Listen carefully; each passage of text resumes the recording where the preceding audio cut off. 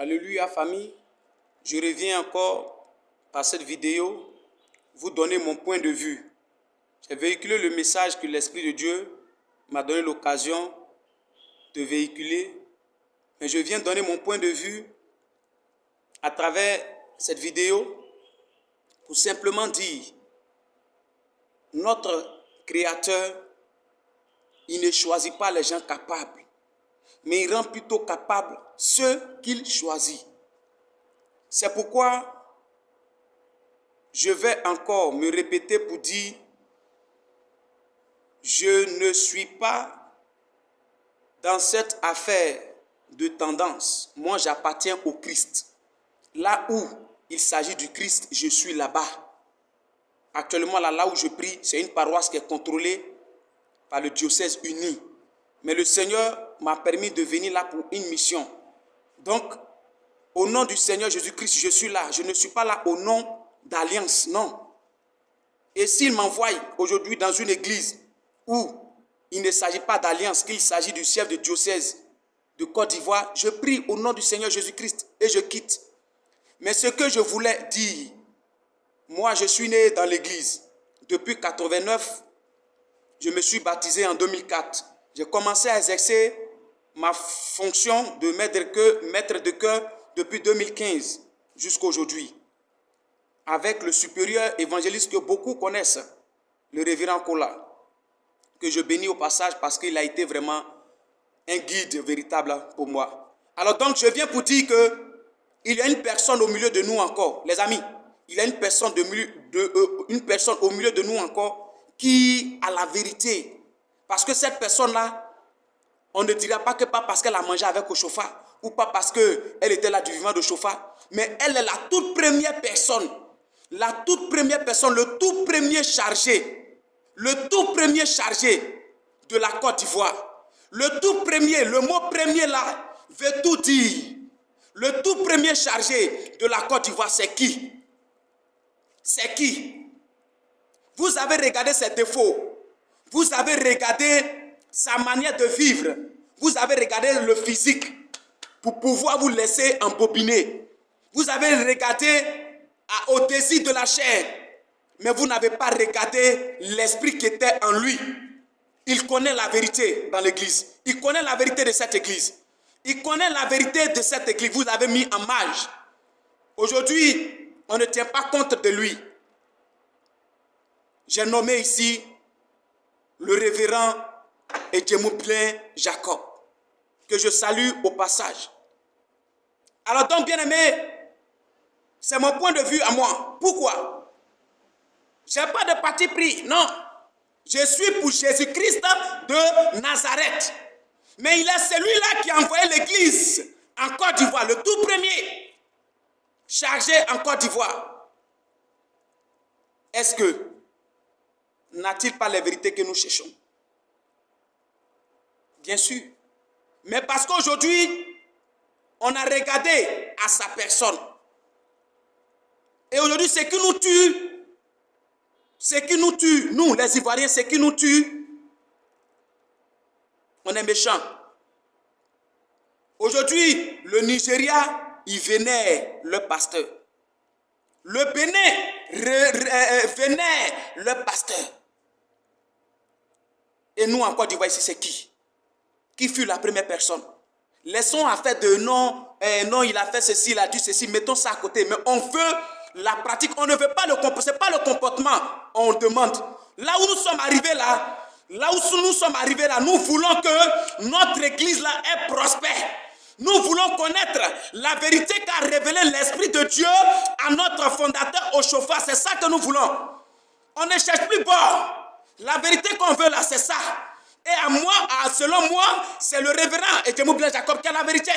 Mais aujourd'hui, vous regardez à sa personne pour agir. Vous regardez à sa personne pour dire non, qu'il est ceci, il est cela. Non. Non. La toute première personne qui a accepté, abandonné le monde pour venir sauver la Côte d'Ivoire. Et aujourd'hui, vous le mettez en marge. L'église va-t-elle stable? Jamais de la vie. L'église va-t-elle rester dans la stabilité? C'est impossible. Les fondements que le Seigneur a posés en Côte d'Ivoire, vous êtes en train de renverser ces fondements-là. Comment l'église va être stable? Comment l'église va être stable?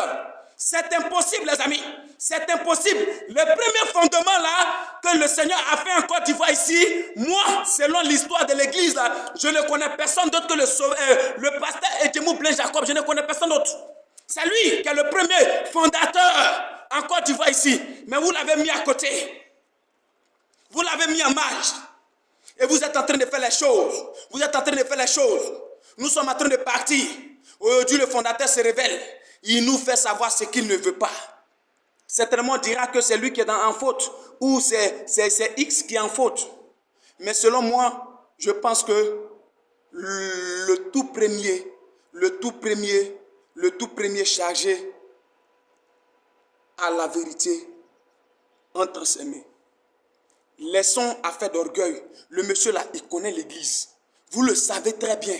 Mais vous êtes en train de regarder à ses défauts. Vous êtes en train de regarder par sa manière de faire. Non.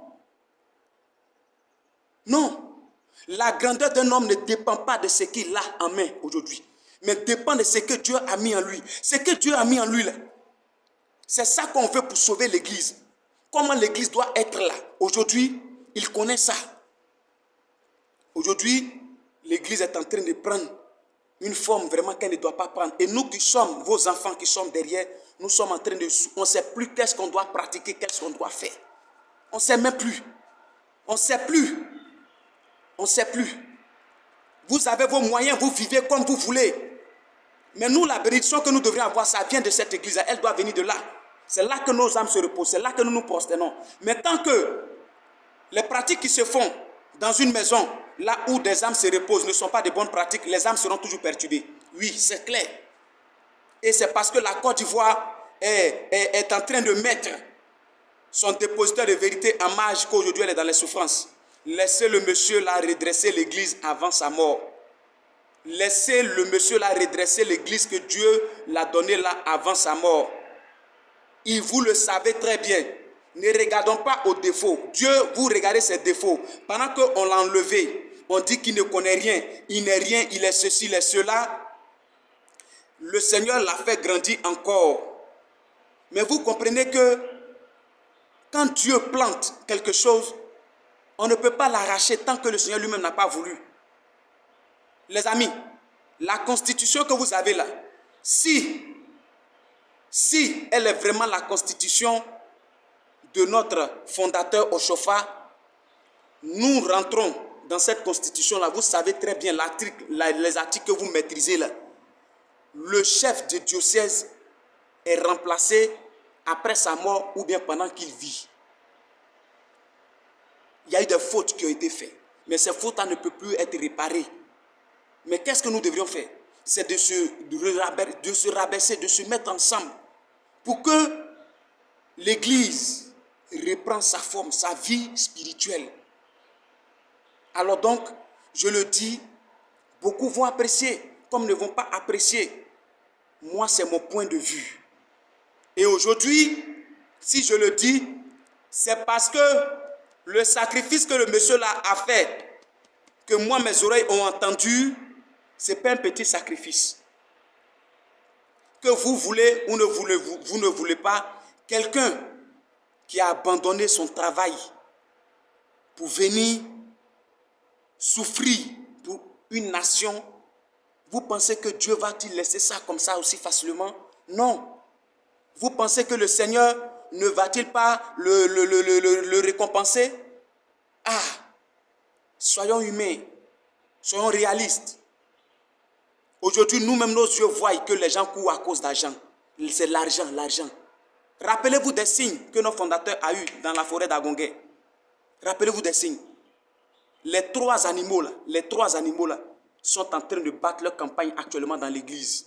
Les trois animaux là, si vous ne savez pas, sont en train de battre leur campagne dans l'église. Un fondateur, un responsable, un pasteur, on le établit, on le positionne, on le oint. Il est officialisé. Lui, il a été officialisé. Vous le savez très bien. Vous le savez très bien, il a été officialisé. Il y avait, à part lui, il n'y avait pas encore de chargé en Côte d'Ivoire ici. Alors, mais le problème, c'est quoi? On souffre à cause de vous. L'argent, là, c'est bon. L'argent, là, c'est bon. Mais regardez à ce que Dieu veut faire dans cette église-là et abandonnez vos haches de guerre et ralliez-vous au guide que nous avons actuellement pour que l'église puisse aller de l'avant. Au nom de Jésus-Christ, je vous remercie.